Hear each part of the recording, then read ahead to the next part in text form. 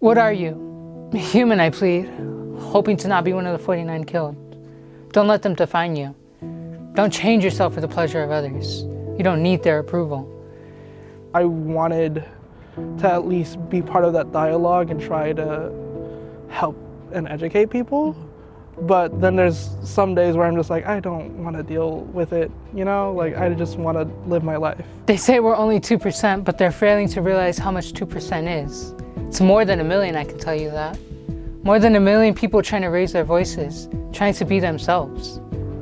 Knowing who I was and having that to be proud of is probably the thing that makes me the happiest right now. Compassion really does a lot for me. Like it allows me to breathe and just be in my beautiful trans body. I feel whole. I feel very whole that I identify as trans and I'm out as trans, and I get to be proud. Don't stress, your hair is falling out. Your dinner plate is getting heavy. Your clothes are getting bulkier. Winter isn't forever. You can't hide behind not wanting to celebrate the holidays. Your body is crashing, you don't like it, you're lost and you're afraid.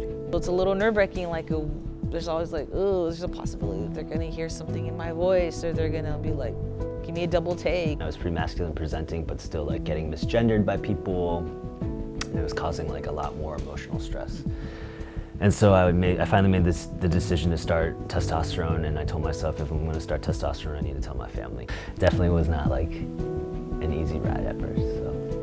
I want to take you back to a time where I was unsure of my life, to live or die. That seemed better than being hated for who I am, for who I love.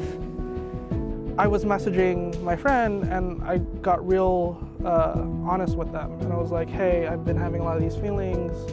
I feel like I'm not a male, right? And then I told her I didn't feel like a female either. I don't want to be a statistic. I just want to be me.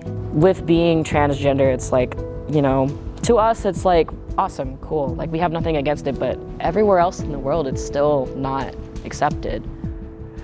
It was liberating, and I also was really scared because there was a lot of like,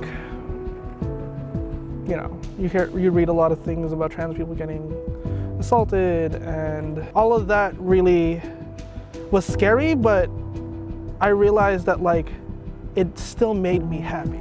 I don't know, I think like being trans is like synonymous with like really living in your truth. Like it's fucking hard, but like we do it. I know I haven't always been sure of what me means. Spending days trying to figure that out. Months go very slowly when you don't even know your own name.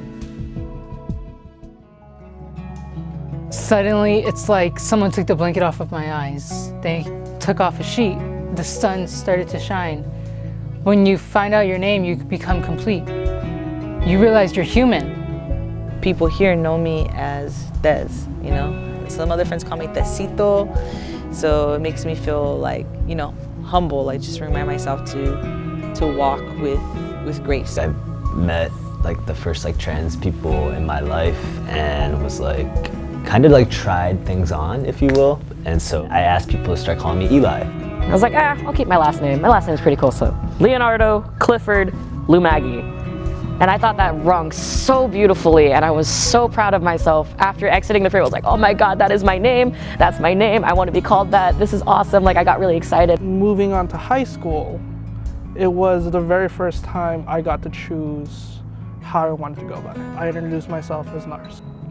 And I guess that was like the start of my journey on being my true self. So when you ask me, what are you? I can confidently say, I am human.